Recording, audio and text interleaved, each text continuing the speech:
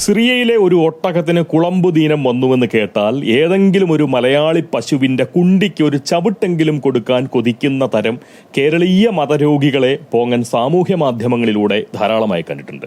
ഈ നാട്ടിലെ അമിത മതവിശ്വാസികളെ ഭാരതീയ പൗരരായി ഗണിക്കുന്നത് ഒന്നാന്തരം അബദ്ധമാണ്. കാരണം ഒന്നോർത്താൽ നമ്മുടെ അതിർത്തിക്ക് അപ്പുറത്തുള്ള ശത്രുക്കളിൽ അല്പം നെറി കാണുന്നതിൽ തെറ്റില്ല കേട്ടോ. അങ്ങനെ അഭിപ്രായം പോകുന്നുണ്ട്. കാരണം അവർ അവരുടെ പാരമ്പര്യ ശത്രുക്കളെ ഇല്ലാതാക്കാനായി ജീവൻ ത്യജിച്ചും പോരാടുന്നവരാണ്. എന്നാൽ നമ്മുടെ ഈ മണ്ണിൽ ജനിച്ചു വളർന്ന് ഈ മണ്ണിന്റെ പൗരസ്വാതന്ത്ര്യം അനുഭവിച്ചുകൊണ്ട് ഈ മഹാരാജ്യത്തിനെതിരെ പോരാടുന്നവരോ, സംഘികൾക്കെതിരെ എന്ന് പറഞ്ഞുകൊണ്ട് ഹിന്ദുക്കൾക്കെതിരെയും ഹിന്ദുത്വക്കെതിരെ എന്ന് പറഞ്ഞുകൊണ്ട് രാജ്യത്തിനെതിരെയും അങ്ങനെയൊക്കെ പോരാടുന്നവരെ, അല്ല മോദിക്കെതിരെ എന്ന് പറഞ്ഞുകൊണ്ട് ജനാധിപത്യത്തെ തന്നെ എതിർക്കുന്നത് പോലെ അങ്ങനെയൊക്കെ പോരാടുന്നവരെ എത്രത്തോളം നീചരായിട്ട് വേണം നമ്മൾ കാണാൻ. എന്നിട്ട് ആരെങ്കിലും അങ്ങനെ കാണുന്നുണ്ടോ? എവിടെ? നമ്മുടെ ഈ കേരളക്കരയിൽ സാമൂഹ്യ ദ്രോഹികളായിട്ടുള്ള സ്വാർത്ഥ ബുദ്ധരോളം ആഘോഷിക്കപ്പെടുന്നവരും അംഗീകരിക്കപ്പെടുന്നവരും മാനിക്കപ്പെടുന്നവരുമായിട്ടുള്ള ആളുകൾ ആരാ ഉള്ളേ? എന്തായാലും ഇത്തരം സ്വാർത്ഥ ബുദ്ധരായിട്ടുള്ള ദേശദ്രോഹികൾ എല്ലാ പ്രസ്ഥാനത്തിലും എല്ലാ മതത്തിലും എല്ലാ സമുദായത്തിലും ഉണ്ടെന്നതാണ് സത്യം. അവർ സ്വന്തം നേട്ടത്തിനായി നാടിനെ ഒറ്റും. തീർച്ചയായിട്ടും രാജ്യം അവരെ സൂക്ഷിക്കണം. അതുപോലെ തന്നെ ഈ സ്വാർത്ഥ മഠേയരായിട്ടുള്ള മതേതരർ യൂദാസിന്റെ വംശമാണ്. അതുകൊണ്ട് ഈ മലയാള മതേതരരെ നമ്മുടെ രാജ്യം കരുതിക്കൂട്ടി തന്നെ സൂക്ഷിക്കണം. വെറുതെ സൂക്ഷിച്ചാൽ പോരാ, കരുതിക്കൂട്ടി സൂക്ഷിക്കണം. എന്നാൽ ശുദ്ധ മതസ്നേഹികളെ ചുമ്മാ സൂക്ഷിച്ചാൽ മാത്രം പോരാ കേട്ടോ. അവരുടെ വിശ്വാസദ്രോഹത്തിൽ നിന്നും ഈ രാജ്യത്തെ രക്ഷിക്കാൻ വേണ്ടതായിട്ടുള്ള ഫലപ്രദമായിട്ടുള്ള നീക്കങ്ങൾ കേന്ദ്ര സർക്കാരിൽ നിന്ന് സംഭവിക്കുകയും വേണം. നേർബുദ്ധിശൂന്യരായിട്ടുള്ള ഈ വിശ്വാസ പോരാളികളെ രാജ്യം വളരെ ബുദ്ധിപരമായി തന്നെ നേരിടണം. ഈ നാട്ടിലെ അമിത മതവിശ്വാസികളെ ഭാരതീയ പൗരരായി ഗണിക്കുന്നത് ഒന്നാന്തരം അബദ്ധമാണ്. കാരണം മതസ്നേഹികൾക്ക് ദേശമില്ല. ഈ ഭൂമി തന്നെ അവരുടെയാണ് എന്ന് അവർ ഉറപ്പിക്കുന്നു. എന്ന് വെച്ചു കഴിഞ്ഞാൽ അവരുടെ ദൈവത്തിന്റെ. സംഗതിയുടെ കിടപ്പ് കിട്ടിയോ?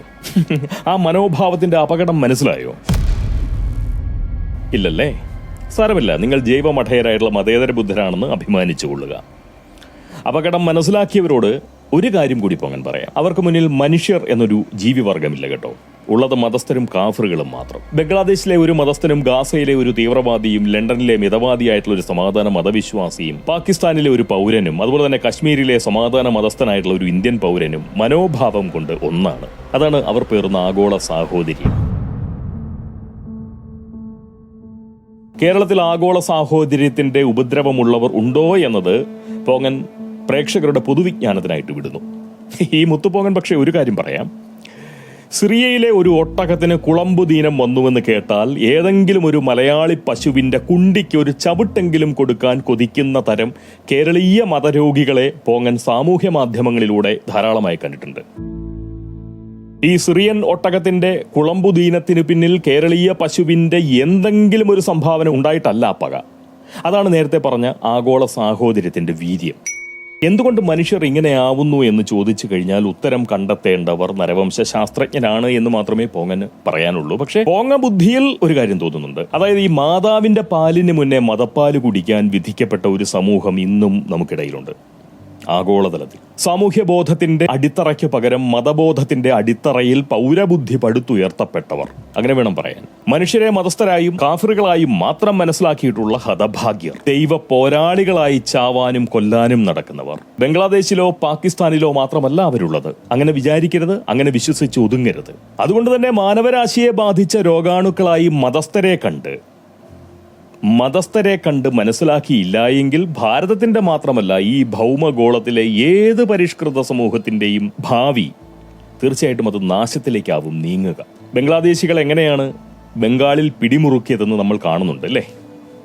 മമതയുടെ ആ തൃണമൂലം ഇപ്പോൾ ബംഗ്ലാദേശിന്റെ അല്ലെങ്കിൽ ആ ബംഗ്ലാദേശിലെ മതസ്ഥരുടെ കൈവശമാണ്. മമതയുടെ തൃണമൂലം. മുൻ നിലമ്പൂറിയൻ ജനപ്രതിനിധിയായിട്ടുള്ള നമ്മുടെ അൻവറിയൻ ഇപ്പോൾ രാഷ്ട്രീയ അഭയം തേടിയിരിക്കുന്നത് ഈ മമതയുടെ തൃണമൂലത്തിലാണ് അല്ലേ? എന്ന് വെച്ചാൽ ബംഗ്ലാദേശി മതസ്ഥർ അൻവറിയന്റെ തൃണമൂലത്തിലൂടെ കേരളത്തെയും പിടിയിടുമെന്ന് സാരം. അങ്ങനെ കടന്നു വിശ്വസിക്കുന്നതിൽ അല്ലെങ്കിൽ അങ്ങനെ കടന്നു ചിന്തിക്കുന്നതിൽ അപാകതയൊന്നുമില്ല. അതായത് ബംഗ്ലാദേശി മതസ്ഥരുടെ നാവായി ഇനി അൻവറിയന്റെ തൃണമൂലം അങ്ങനെ അങ്ങോട്ടേക്ക് മാറും. മലയാളികൾ സമൂലം നാറും. പോങ്ങൻ ഇത്തരം നാറിയ വർത്തമാനങ്ങൾ ഇനിയും പറയും. തൽക്കാലം നിർത്തുന്നു. കേരളത്തിൽ വന്ന് അധിനിവേശ യുദ്ധം നടത്തുന്ന ദൈവ പോരാളികളെ കണ്ടെത്താനുള്ള നീക്കം തീർച്ചയായിട്ടും കേന്ദ്രത്തിൽ നിന്നും സംഭവിക്കട്ടെ. അധിനിവേശ യുദ്ധം നടത്താനായി അൻവറിയന്റെ തൃണമൂലത്തിൽ കയറി ബംഗാൾ ഉൾക്കടലിലൂടെ കേരള തീരത്തേക്ക് ദൈവ പോരാളികൾ വരാനുള്ള സാധ്യതകൾ തീർച്ചയായിട്ടും കേന്ദ്രം തള്ളിക്കളയരുത്. അമ്മികളെ ഒട്ടും നമ്പരുത്, കൊങ്ങികളെ തീരെ നമ്പരുത്, അല്ലെങ്കിൽ ആരെയും തന്നെ നമ്പരുത്. ഞങ്ങൾ മലയാളികൾ ഭീരുക്കളായിട്ടുള്ള സ്വാർത്ഥ ബുദ്ധരാണ്. ഞങ്ങൾ ആരെയും ചതിക്കും. ഒപ്പം നിൽക്കുന്നവരെ മനസാക്ഷി കുത്തില്ലാതെ ഞങ്ങൾ ഒറ്റും. ഞങ്ങൾക്ക് ഗുണമുണ്ടാവുമെങ്കിൽ. കർത്താവിനായി കണ്ണീരൊഴുക്കിക്കൊണ്ട് യൂദാസിനായി നിലകൊള്ളാൻ ഞങ്ങൾക്ക് യാതൊരു പ്രയാസവുമില്ല. ഞങ്ങളതിനെ നിലപാട് എന്ന് പറയും. കാരണം ഞങ്ങൾ പ്രബുദ്ധരാണ്, മതേതരരാണ്, മാനവികരാണ്. മതം ചോദിച്ചു കൊല്ലുന്ന മതതീവ്രവാദികളും കൊല്ലപ്പെട്ടവരുടെ മതം നോക്കി അപലപിക്കണോ വേണ്ടയോ എന്ന് ആലോചിക്കുന്ന മതേതര മലയാളികളും ഒരുപോലെയാണെന്ന് നമ്മുടെ മഹാരാജ്യം തീർച്ചയായിട്ടും തിരിച്ചറിയണം. തിരിച്ചറിഞ്ഞാൽ മാത്രം പോരാ, തിരിച്ചറിഞ്ഞതുപോലെ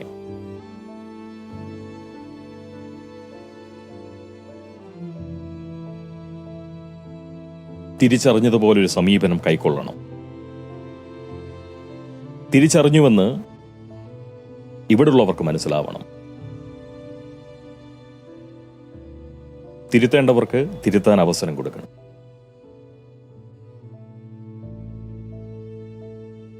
അടുത്ത വീഡിയോയിലൂടെ വീണ്ടും കാണാം. അടുത്ത സംസാരത്തിലൂടെ വീണ്ടും കേൾക്കാം. കുറച്ചുകൂടി എന്തൊക്കെയോ പറയാനുണ്ടായിരുന്നു, മറന്നുപോയി.